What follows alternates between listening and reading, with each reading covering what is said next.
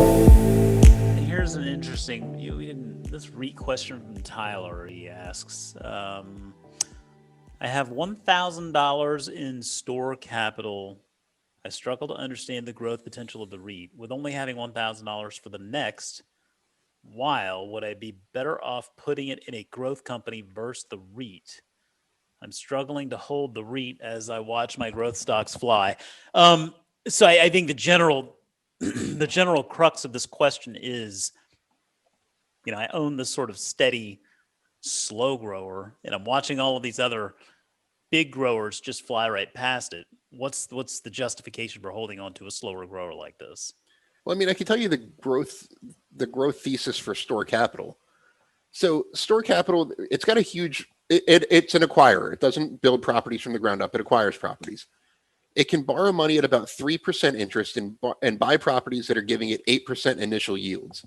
If it does this enough, that's a big value creator over time. It's not going to double this year. It's just not. If that's what you're looking for, you should probably look elsewhere. What it can do is produce market beating returns because of that cost of capital advantage over time. Realty income is kind of it's like store capital's big brother, I'd call it. Has handily beaten the S&P 500 in almost 30 years as a publicly traded company. Like by far, I want to say like 3 times the return of the S&P 500. And the way it's done it is by borrowing cheap, buying properties that yield well, that have high quality tenants that aren't going to default or and create, consistent income streams, and use that to leverage it to buy more and buy more and buy more. And it kind of creates a snowball effect. And now a Realty Income has, 7,000 properties.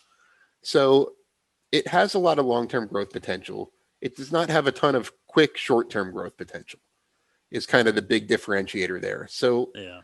that's kind of what I would say on store capital. And I don't want to give personal advice. If your objective is to kind of shoot for the next 10 bagger in the next 5 years, then you probably would be better off in a growth stock.